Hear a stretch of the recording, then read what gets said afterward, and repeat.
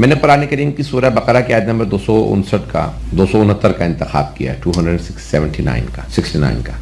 خداوند متعال اس میں ارشاد فرماتا ہے کہ یؤتی الحکمت من یشاء، اللہ جسے چاہے حکمت و دانائی عطا فرمائے. ومن یؤت الحکمت فقد اوتی خیرا کثیرا، اور جسے اللہ حکمت یا دانائی عطا کرتا ہے اللہ اسے خیر کثیر عطا کرتا ہے. وما یذکر الا اولو الالباب، لیکن سبق لینے والے صرف عقل والے ہوتے ہیں. وما یذکر یعنی تذکر یا دہانی، ریمائنڈر یا سبق جو لیتے ہیں وہ اولو الالباب عقل والے ہوتے ہیں. ہر آدمی سبق نہیں لیتا، لوگ دیکھتے ہیں سبق نہیں لیتے. میں تھوڑا سا بہت، اگر یہ آج بی بی کی میلاد ہے تو میں نے ایک موضوع لیا ہے، کیوں ابھی اب تھوڑی دیر میں آپ کو سمجھ آ جائے گا. تھوڑا تمہیداً چند جملے پیش کروں گا اگر سننا پسند فرمائیں. تو عزیزان گرامی، ایک چیز ہے علم، انگلش میں اس کا ٹرانسلیشن ہے نالج. علم کے بعد ہے عمل. احادیث کی روح سے من عمل علی ما علم عطاہ اللہ علم ما لم یعلم، وہ آدمی جو کچھ جانتا ہے اگر اس پہ عمل کرے تو اللہ اسے اس چیز کا علم دے دیتا ہے جو وہ نہیں جانتا. دوبارہ کہوں اس کو، اگر ایک آدمی کسی چیز کا علم رکھتا ہے، اگر اس پہ عمل کرنے لگے جو وہ جانتا ہے تو اللہ اس چیز کا بھی اسے علم دے دیتا ہے جو وہ نہیں جانتا. علم تب بڑھتا ہے جب انسان عمل کرے. تو علم کے ساتھ ہے، علم کے بعد ہے عمل. علم و عمل کے بعد ہے حکمت. اگر میرے جملے پہنچے، تھوڑا سا میں نے ٹیکنیکل موضوع لے لیا. علم و عمل کے بعد ہے حکمت. علم اور حکمت دونوں برابر نہیں جو میں پیش کرنا چاہ رہا ہوں. انگلش میں علم کو کہتے ہیں نالج اور حکمت کو کہتے ہیں wisdom. Knowledge and wisdom are not equal. بہت سے لوگوں کے پاس علم ہوتا ہے، حکمت نہیں ہوتی. تو جانے گرامی، علم و عمل کے بعد حکمت آتی ہے. حکمت خود بہت بڑی نعمت. اللہ فرماتا ہے ومن اوتی الحکمت فقد اوتی خیرا کثیرا. بہت سے لوگ علم حاصل کر لیتے ہیں لیکن ان کو حکمت نہیں ملتی. اگر میں موضوع روشن کرتا جاؤں گا تو میں آگے بڑھ پاؤں گا. تو جانے گرامی، علم اور حکمت مساوی نہیں ہے. بہت سے لوگ سمجھتے ہیں علم آئے گا تو خود بخود حکمت آ جائے گی. علم حاصل کرنے کے باوجود بھی بہت سے لوگ حکمت سے عاری ہوتے ہیں. تو علم و عمل کے بعد ہے حکمت، اور حکمت کے بعد ہے بصیرت. مجھے نہیں معلوم میرے اگر جملے پہنچ رہے ہیں یا نہیں. تو جانے گرامی، حکمت ہے وزڈم اور بصیرت ہے ویژن. کئی لوگوں کے پاس علم ہوتا ہے، عمل ہوتا ہے، حکمت بھی ہوتی ہے، ویژن نہیں ہوتا. مکاری عیاری میں اور حکمت میں بہت فرق ہے. کئی لوگ دشمنان اہل بیت کے پاس عیاری دیکھنے کے بعد یہ سمجھتے تھے یہ حکمت ہے. بہت امپورٹنٹ ہے کہ انسان حکمت میں اور عیاری مکاری میں ڈیفرینشیٹ کرے. To be wise and to be cunning are not equal. پتہ نہیں میرے جملے پہنچ رہے ہیں؟ اگر میں یہ بات پہنچا پاؤں. سو وزڈم ہوتی ہے بہت سے لوگ، اور بہت سے لوگ وائز نہیں ہوتے. وزڈم نہیں ہوتی ان کے پاس، حکمت نہیں ہوتی، عیاری ہوتی. میں صرف مولا کا ایک جملہ پیش کر دوں گا. تو مولا سے کسی نے آگے فرمایا کہ مولا آپ کا فلاں دشمن، اس نے نام لیا. میں کیونکہ ابھی جا رہا ہوں 3 دن میں پاکستان دوبارہ، کیا کہہ رہے ہیں، تو آپ میری مجبوری سے اس نے نام لے گا کہ مولا آپ کو فلاں دشمن بہت ہی زیادہ عقل مند ہے. تو مولا نے فرمایا یہ تم نے اندازہ کیسے لگایا عقل مند ہے؟ He's so wise, he is very intellectual، بڑا وزڈم والا آدمی ہے. تو مولا نے فرمایا کیسے تمہیں اندازہ ہوا وزڈم والا ہے؟ کہ یا علی آپ کے خلاف ہر روز ایک نیا منصوبہ لے آتا ہے. تو آپ نے فرمایا تلکا حیلتن، وہ مکر و فریب ہے، ہیلا ہے، کننگنس ہے، سلائنس ہے، وہ وزڈم نہیں ہے. العقل ما عبد بہ الرحمن واکتسب بہ الجنان. عقل وہ ہے جو انسان کو رحمان کی عبادت سکھائے اور جنت تک پہنچائے. جو جہنم میں لے جائے وہ عقل نہیں ہوتی، وہ وزڈم نہیں ہے. وزڈم وہ ہے جو انسان کو جنت میں لے جائے، اور جو جہنم میں لے جائے وہ وزڈم نہیں ہے، کننگنس ہے. شاید میرے جملے پہنچ جائیں. یہ جو لوگوں کو دھوکہ دینے والے ہوتے ہیں یہ حکیم نہیں ہوتے، یہ حکمت والے نہیں ہوتے.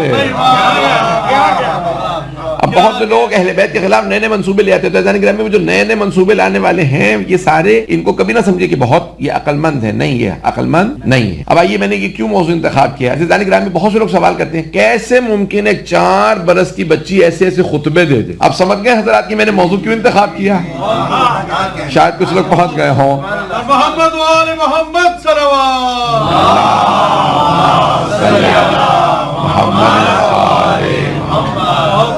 میں نے 5 سے 7 منٹ لیے ابھی تمہید کے اندر. شاید میرے بہت سے بھائی پہنچ گئے ہیں.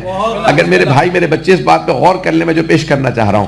تو عزیزان گرامی، اللہ فرما رہا ہے یؤتی الحکمت من یشاء. یہ حکمت عطا کرنا اللہ کے ہاتھ میں، جسے چاہے اللہ حکمت عطا کر دے. برا نہ منائیے گا، میں کسی کی طرف اشارہ نہیں کر رہا ہوں، لیکن جملہ کہنے پہ مجبور ہے. بہت سے لوگ بوڑھے ہو جاتے ہیں، حکمت نہیں آتی. جو پہنچ گئے ان پہ سلام. بہت سے لوگ بزرگ ہو جاتے ہیں، بڑے بڑے عہدوں پہ آ جاتے ہیں، لیکن حکمت نہیں آتی. اور بہت سے بچے ہوتے ہیں لیکن حکمت سے بھرے ہوتے ہیں. یا میں آپ کے انداز میں آج کی شب کی مناسبت سے پیش کروں، بہت سی ہستیاں بچی ہوتی ہیں، چھوٹی سی بیوی ہوتی ہے لیکن حکمت سے سرشار ہوتی ہے.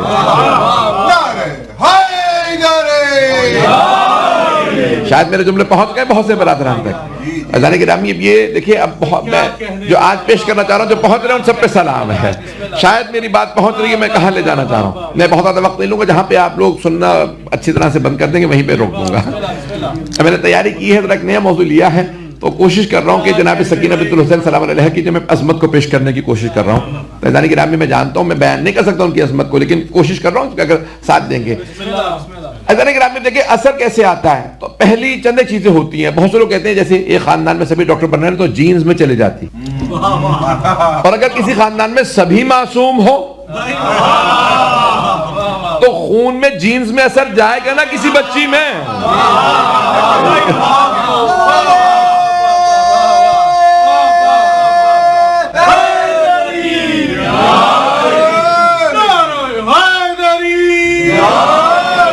توجہ فرما رہے ہیں. ایک خاندان میں جہاں سبھی معصوم ہو، جد ہوں تو وہ رسول خدا ہو، کوئی دادا علی مرتضیٰ ہو، دادی فاطمہ الزہرا ہو، خاندان میں کوئی حسن مجتبیٰ ہو، باپ حسین ابن علی ہو، پھپھیاں زینب و ام کلثوم ہو، انگلی پکڑ کے چلنے والا چچا عباس ہو، بڑا بھائی کوئی سید سجاد ہو، کوئی علی اکبر ہو، گود میں کھیلنے والا علی اصغر ہو. جہاں چاروں طرف عصمت ہو، اگر کوئی بی بی سکینہ بن جائے تو تعجب کیسا ہے. جناب سکینہ سلام اللہ علیہا بلند تر صلوات.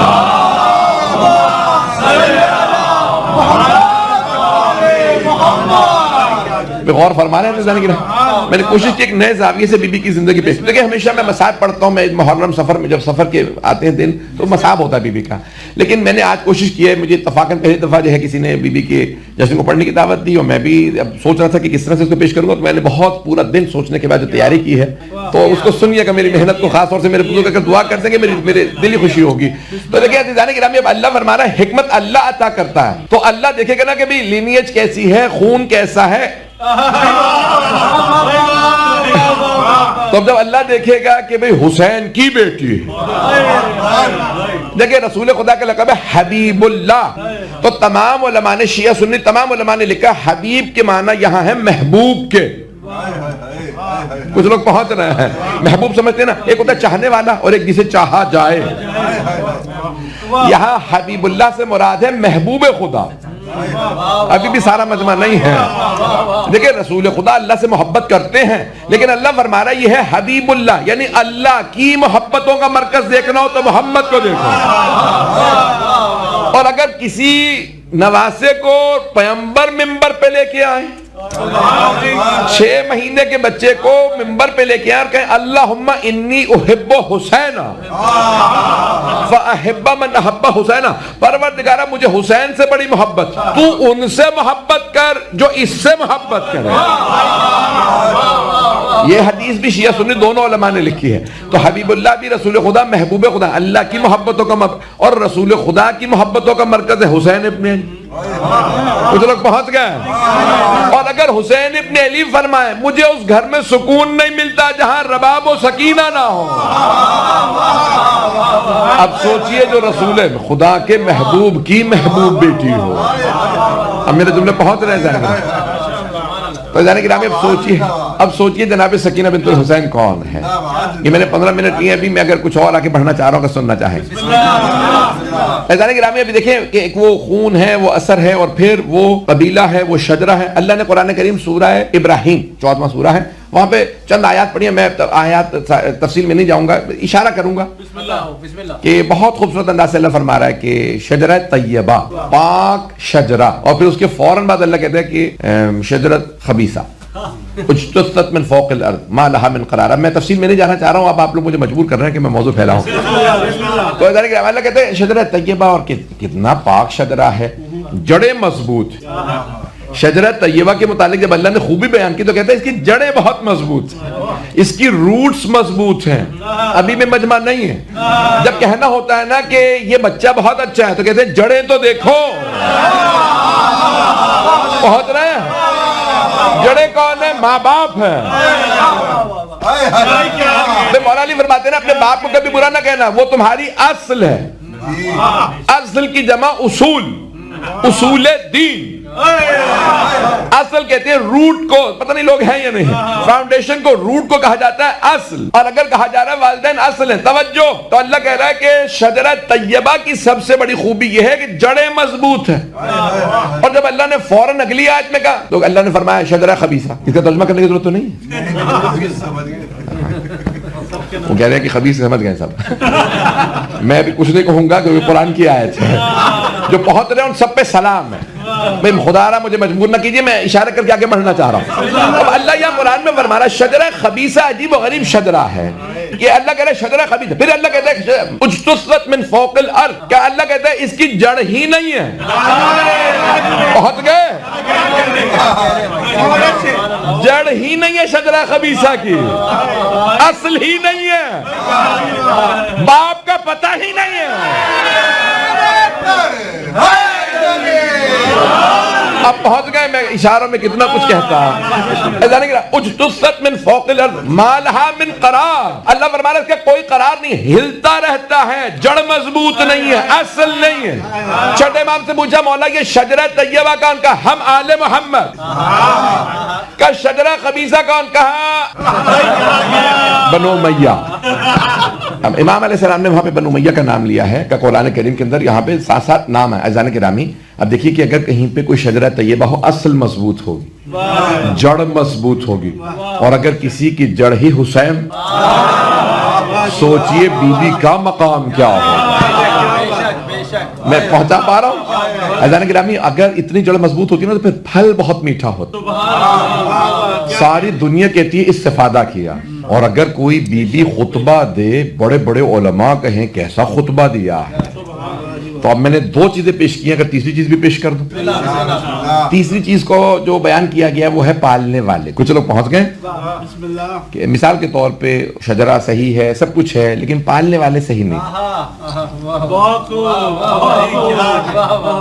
پالنے والے نے کیا کیا کہ ابھی چلو میرے ساتھ چلو, آؤ میں تمہیں کہیں شراب خانے لے چلوں, اللہ نہ کرے. تو بچے کو وہ عادت اس نے بری ڈال دی, آؤ جوئے کے اڈے پہ لے چلوں کچھ دیر کے لیے, اللہ نہ کرے. میں صرف ایسی مثال دے رہا ہوں, آپ سمجھ گئے ہوں گے شاید. اب سب کچھ صحیح ہے لیکن جو پالنے والا تھا وہ صحیح نہیں. توجہ, پالنے والی آغوش بہت اہم ہوتی ہے. حبیب خدا کی ایک حدیث بھی ہے کہ کل مولود یولد علی فطرت الاسلام, ہر پیدا ہونے والا بچہ فطرت اسلام پہ پیدا ہوتا ہے.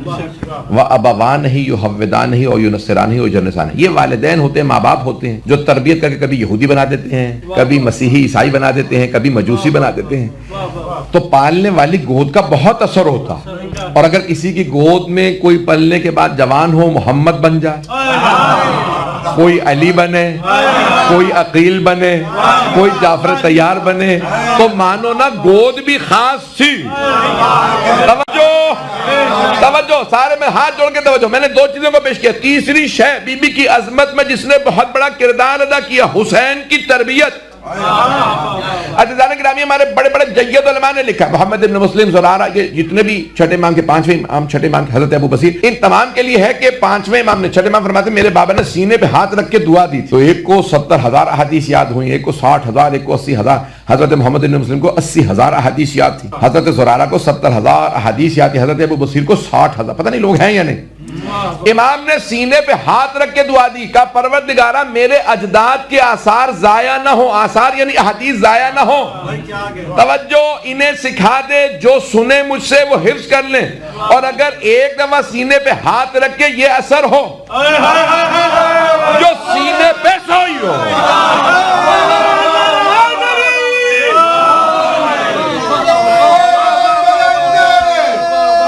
ہے جاری.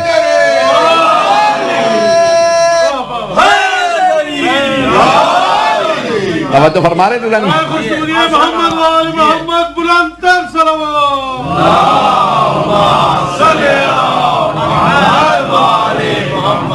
توجہ فرمائیے تھے ذہن کی نا. جسے امام ایک مرتبہ کسی کے سینے پہ ہاتھ رکھ کے دعا دیں تو اسے اتنی احادیث کیا. اور اگر کوئی سینہ حسین پہ سونے والی بچی ہو وہ ایسا خطبہ دے دے تو مسلمان تعجب کیسے کرتے ہیں. یہ کیسے ممکن ہے کوفے کے دربار میں کوفے کے بازار میں ایسا خطبہ دیا. عزیزان گرامی یہ بی بی کے خطبے ان تمام چیزوں کا نتیجہ ہے جو میں نے پیش کیے. عزیزان گرامی ایک اور سن لیجیے اگر سننا پسند فرمائے. اب تک 4 چیزیں پیش کی, 5ویں بھی جا کے مجلس پوری پنجتنی ہو جائے جو لوگ پہنچ رہے ہیں. عزیزان گرامی ایک صاحب نے کہیں امام معصوم علیہ السلام سے کہا, متعدد ائمہ سے اس طرح کی روایات موجود, کہا مولا یہ آدمی کون سی زبان بول رہا تھا؟ آپ نے کہا یہ افغانستان سے. کہا مولا آپ افغانستان گئے, آپ کو زبان کیسے آئی؟ پتہ نہیں لوگ پہنچ رہے نہیں. آپ مولا نے کہا نہیں, جانا ضروری نہیں ہے ہمارے لیے. توجہ. کوئی ایک اور آدمی آیا, اس نے کسی اور زبان میں بات کی, امام نے اس کو اس کی زبان میں جواب دیا. کہا مولا یہ تو افریقہ سے آیا ہے, اس کی تو کچھ اور زبان ہے, ہمارے پلے ہی نہیں پڑ رہی, ہمیں سمجھ میں نہیں آ رہا. توجہ. مولا نے کہا ہم اس کی زبان. تو ایک مرتبہ امام نے کنکری کو اپنا لعاب دہن لگایا کہ اپنے منہ میں رکھ لے. وہ کنکری جس پہ امام کا لعاب دہن تھا نا, امام نے لعاب دہن لگایا کہ اپنے منہ میں رکھ, اس نے رکھا. 1 2 3 تیز سے گننے لگا, چھٹے امام علیہ السلام کا بات. تو سب کے سب جو قریب میں اصحاب بیٹھے تھے, امام کے شاگرد بیٹھے تھے, کہا کیا کر رہے ہو؟ کہا میں گن رہا تھا 70 زبانیں تو مجھے ازبر ہو گئی ہیں. عزیزان گرامی جو امام معصوم کا لعاب دہن زبان پہ رکھے اسے زبانیں ازبر ہو جائیں, اور جو زبان چوس چوس کے زبان ہوئے.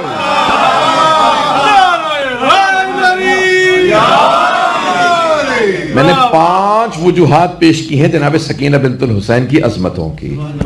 عزیزان گرامی اب سوچئے کہ جسے سید الشہداء نے اپنے ہاتھ سے گھٹی بھی دی ہو, لعاب دہن بھی دیا ہو, شہد بھی دیا ہو, اب سوچئے بی بی کا مقام کیا ہے. جب بی بی اتنی بڑی بڑی باتیں کرتی تو بہت سے لوگ کہتے ہیں 4 برس کے بچے کے لیے ممکن ہے. آج بہت سے, وہ ایران کا ایک بچہ محمد صاحب تو ماشاءاللہ جوان ہو گیا, اور اس کو کہتے ہیں محمد حسین طبع بچہ, تاکہ ذہنوں میں ہو. ایک ایران کا 97-98 میں قم میں تھا, ایک بچہ تھا, اس نے 5 برس کے سن میں پورا قرآن حفظ کر لیا. سید بچہ تو وہ گئے سعودیہ, اس کو لے گئے. تو بادشاہ نے, شہزادہ جو زمانے میں تھا, اس نے کہا کہ میں نہیں مانتا, یہ شیعوں کا پروپیگنڈا ہے, جب تک بچے سے خود نہیں ملوں گا, سوال نہیں کروں گا, میں نہیں مانوں گا بچے کو قرآن حفظ. لے ان کا لے, تو بات کرنے لگے. وہ بچہ ایرانی تھا تو فارسی بولتا تھا, وہ عربی بات کر رہے تھے. انہوں نے قرآن کھولنے کے بعد, ماشاءاللہ کوئی لوگ آپ جانتے ہیں نا, بہت سے لوگ بادشاہ بن جاتے ہیں, جو لوگ پہنچ رہے ہیں ان سب پہ سلام. تو عزیزان گرامی وہ اس نے کہا میں قرآن یہ صفحہ میں نے کھولا, بتائیے آپ کے بارے کہتے ہیں, آپ کو پیج نمبر کے حساب سے خط عثمان طہا جو ہے اس کے حساب سے 604 صفحے والا قرآن پورا آپ کو حفظ ہے. کوئی صفحے کا نام نہیں تو آپ پڑھتے. یہ والا صفحہ کھولا, اس نے بچے نے پڑھا, پھر اس نے 8-10 صفحے کھولے. کہنے لگے دیکھو میں بہت بڑا بادشاہ ہوں, تمہیں معلوم ہے. تو بچہ وہ قرآن سے جواب دیتا, تو اس نے فوراً آیت پڑھی کہ جو کچھ ہے یہ اللہ سبحانہ و تعالیٰ, اور اللہ جسے چاہے عطا کرے. پتہ نہیں لوگ ہیں یہ نہیں. تو کہا میں بہت بڑا بادشاہ ہوں, میں شہزادہ ہوں, تم مجھ سے جو مانگو گے میں دوں گا. تمہیں بڑا چیک لکھ دوں گا, تمہیں سونا چاہیے, جو چاہیے, تم مجھ سے مکان چاہیے, مکان چاہیے, جو مانگو گے میں دوں گا. تو بچے نے کہا قل لا اسألکم علیہ اجر الا المودۃ فی القرب, مجھے تم سے کچھ نہیں چاہیے سوائے اس کے کہ رسول خدا نے فرمایا میرے قرابت داروں سے محبت رکھ. خدا کی قسم اس کے والد کہہ رہے تھے کہ کئی مرتبہ تو میں جواب بتاتا تھا, کئی مرتبہ وہ بولنے نہیں دیتے تھے, یعنی کہ یہ آیتیں ہیں, اسے قرآن حفظ بچہ تھا. تو کہنے لگے میں خود تعجب کرتا تھا کہ میں نے بتایا بھی نہیں, یہ آیت مطابقت سے کیسے پیش کرتا. 5 برس کا بچہ, نہیں ہے مجمع, نہ ماں معصومہ نہ باپ معصوم, غیر معصومین کا ایک بچہ. جب ماں باپ نے شادی کی تھی تو کہا تھا ہم ہر روز وضو کر کے رہیں گے, قرآن حفظ کریں گے, بچوں کے لیے تہجد کی نماز پڑھیں گے تاکہ نیک نسل ہو. اور اگر بیٹی ہو حسین ابن علی کی, اور وہ قرآن سے جواب دے, خطبہ پڑھے, آیات پڑھے, تو تعجب کیسا. میرے جملے بہت رہے. ایران کے بہت بڑے عالم آقا مشکینی, انہوں نے کہا تھا کہ یہ بچہ امام محمد تقی علیہ السلام کی امامت پہ سب سے بڑی دلیل. یہ خود ہی کہتا ہے نہ میں نبی ہوں, نہیں ہے مجمع. وہ بچہ خود کہتا تھا بھئی آپ کون ہے, تمہارے پاس کچھ جن کیا ہے, تم جواب کیسے دیتے ہو, تم عربی کے اندر جواب دیتے ہو کیسے. تو اس نے کہا بھئی نہ میں نبی ہوں, نہ میں امام ہوں, نہ میں رسول ہوں, نہ میں معصوم ہوں, میں کچھ نہیں, میں ایک عام ماں باپ کا ایک عام سا بچہ ہوں, لیکن اللہ جسے چاہے عطا کرے. اور اگر کوئی کہے میں حجت خدا ہوں, منصوص من اللہ ہوں, میرے جد رسول رسول خدا امام محمد تقی نے ہر عالم کا جواب دیا۔ عزیزان گرامی، جناب سکینہ اور ایسے بچے دلیل ہیں اللہ جسے چاہے جو رتبہ دینا چاہتے ہیں، اور اگر اللہ کسی کو بچپنے میں نبی یحییٰ بنا دے تو اللہ کسی کو امام کیوں نہیں بنا سکتا؟ اللہ جسے چاہے حکمت عطا کرے۔ عزیزان گرامی، جو عصمت پہ انگلی اٹھاتے ہیں انہیں خود سمجھ نہیں آ رہا ہوتا کہ ہم ایک اندھیرے کے اندر ہاتھ پھیلا رہے ہیں اور ہمیں خود سمجھ میں نہیں آ رہا ہے۔ عزیزان گرامی، ائمہ معصومین علیہ السلام کے جب پوچھا کہ یہ دلیل کیا ہے کہ آپ اللہ کے بھیجے ہوئے، امام نے فرمایا ہمارا علم، تم کوئی سوال کر لو اگر جواب نہ دے سکیں۔ علامہ مجلسی نے بحار الانوار میں لکھا ہے کہ 4 دن امام تقی علیہ السلام بیٹھے رہے، صرف اور صرف چند گھنٹوں کے لیے وقفہ لیتے تھے۔ پورے بغداد میں اعلان کر دیا گیا تھا جس نے آنا ہے آ کے بچے سے سوال کر لے، 9 برس کا بچہ ہے، ہر علم کا ہر سوال کا جواب دے گا۔ بہار میں لکھا ہے 16,000 سے زیادہ سوالوں کا جواب دیا امام تقی علیہ السلام۔ چند دنوں میں امام نے، لوگ آتے تھے سوال کرتے اور امام جواب دیتا۔ عزیزان گرامی، خاندان اہل بیت کا سب سے بڑا امتیاز ان کا علم۔ میرے اگر جملے پہنچ رہے ہوں، 8ویں امام سے پوچھا مولا سب سے آپ کی امامت کی دلیل کیا ہے؟ امام نے کہا ہمارا علم دلیل ہے۔ یہ اوروں کا مسئلہ ہے کہ ان سے پوچھا جائے کہ بتائیے کیا ہے تو کہتے ہیں پوچھ کے بتاؤں گا، دیکھ کے بتاؤں گا، مجھے نہیں آتا ہو تو بیٹی سے پوچھ لوں گا۔ میں صرف مثال دے رہا ہوں، پتہ نہیں آپ لوگ کہاں جا رہے ہیں۔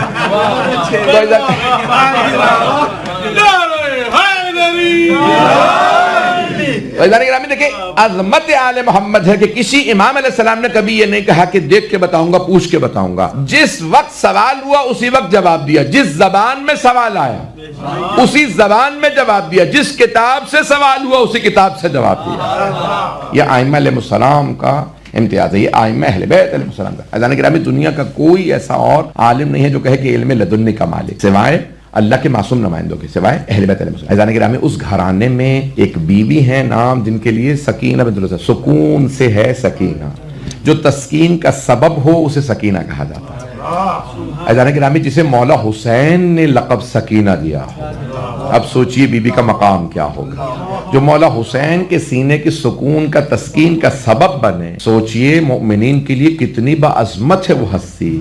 میرے جملے پہنچ رہے ہیں کہ اگر آج کوئی نظر کرتا ہے یا کوئی منت مانتا ہے اور پوری ہو جاتی ہے تو تعجب کیسا جو حسین کی تسکین کا سبب بنے۔ اللہ نے بیٹیوں کے لیے بہت مقام رکھا ہے، اور اگر رسول اکرم کے لیے اللہ نے بھیجا تو جناب فاطمہ سلام علیہ کو بھیجا، مولا علی کے لیے بھیجا تو جناب زینب بنت علی کو بھیجا علیہ السلام، عزیزان گرامی، اور جناب سید الشہداء کے لیے جناب سکینہ بنت الحسین کو۔ تو عزیزان گرامی، بی بی کے مکالمے میں وہ پیش نہیں کرنا چاہتا کیونکہ مکالمے ایسے ہیں بی بی کے کہ وہ پھر چلا جائے گا پورا رخ مصائب کی طرف۔ میں خطبوں کو بھی پیش نہیں کر سکتا کیونکہ بی بی کے خطبے بھی درباروں اور بازاروں کے اندر ہیں، لیکن بے انتہا یہاں تک کہ اہل سنت کے بڑے بڑے جید علماء نے لکھا ہے کہ ممکن ہی نہیں ہے کہ اہل بیت کے علاوہ کوئی ایسا خطبہ دے۔ ان کے علماء نے لکھا ہے یہ رسول خدا کے خون کا اثر تھا جو بی بی نے اپنے بابا کا دفاع کیا ہے، جو بی بی نے اہل بیت کی عظمت اور عصمت کا، مظلومیت کا دفاع کیا۔ میں نے کہا تھا میں بہت مختصر رکھوں گا، صرف ایک اور پہلو کو پیش کرنا چاہتا ہوں، اگر اس کو سننا پسند فرمائیں گے تو میں آواز بلند صلوات پڑھیں گے۔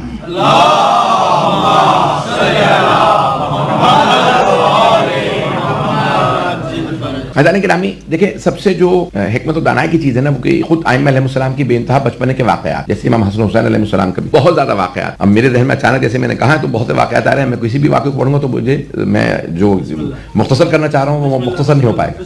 یہ 2-4 افراد ہی بسم اللہ کہہ رہے ہیں، یعنی یہ چاہ رہے ہیں کہ وہ پڑھے، باقی تو شاید ہے کہ مختصر ہو۔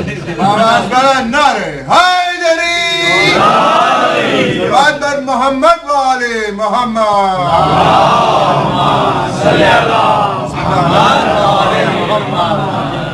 میں جلدی اشارے کروں گا صرف 2-3 واقعات کی طرف، اور مجھے بی بی سے متعلق پیش کرنا ہے۔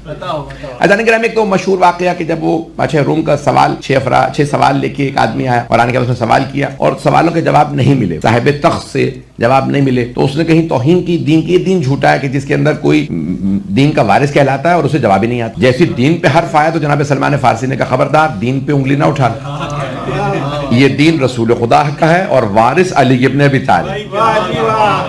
تو اس نے کہا لیکن میں نے اتنے سوالات کیے یہ آدمی جواب نہیں دے پایا، کہا میرے ساتھ چلو۔ مسجد کے ساتھ والا گھر جناب مولا کائنات کا تھا۔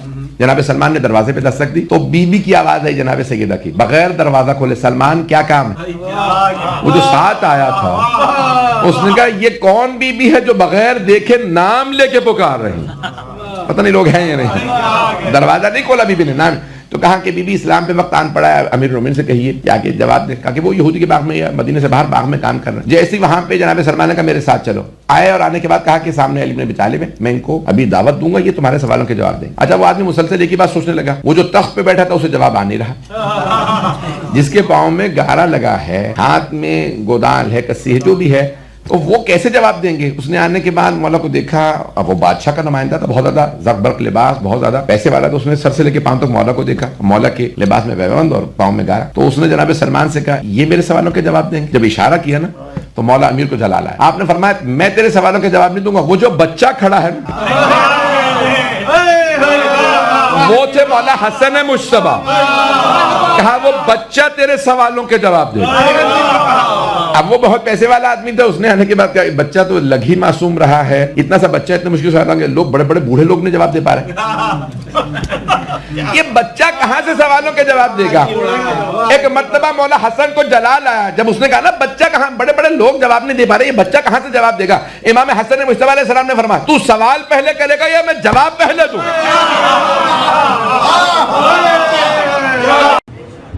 سورہ یاسین لکل شیء قلب, ہر شے کا ایک دل ہوتا ہے. وقلب القرآن یاسین, اور قرآن کے دل کا نام یاسین. اور مرحوم آیت اللہ سید عبد الکریم کشمیری سے سوال کیا گیا تھا, بہت بڑے عارف گزرے ہیں, قوم مقدس میں حرم حضرت معصومہ میں قابل ہم نجف اشرف میں سارے زندگی رہے. سلام علیکم.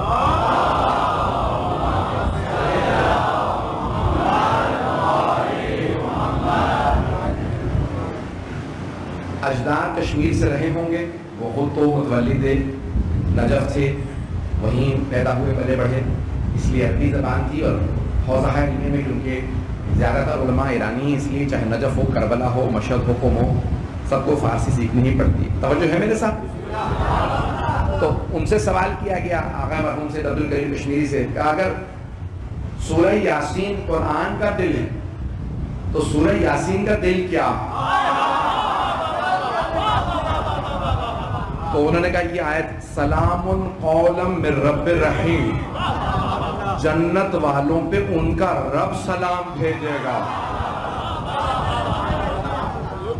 اور بے انتہا اس آیت میں اللہ نے کمالات رکھے ہیں, اور علماء نے لکھا ہے کہ اس کے عدد جو ہیں اس آیت کے سلام قولا من رب, جیسے بسم اللہ کے 786 ہیں عدد.